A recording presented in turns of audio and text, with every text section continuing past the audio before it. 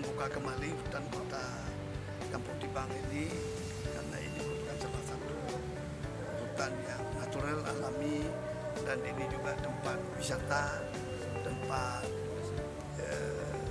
pendidikan, edukasi, dan juga tempat riset.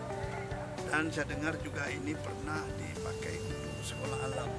Saya kira akan kita pelihara terus dan kita kembangkan, karena ini merupakan salah satu tempat wisata alami yang ada di Kota Banda Aceh. Kita ingin mendorong Pak Wali bisa memperhatikan posisi Taman Hutan Kota ini, karena dia menjadi penyumbang terbesar untuk RTH Kota Banda Aceh, yang jumlahnya persentasenya masih belum ideal sebagai sebuah ibu kota provinsi.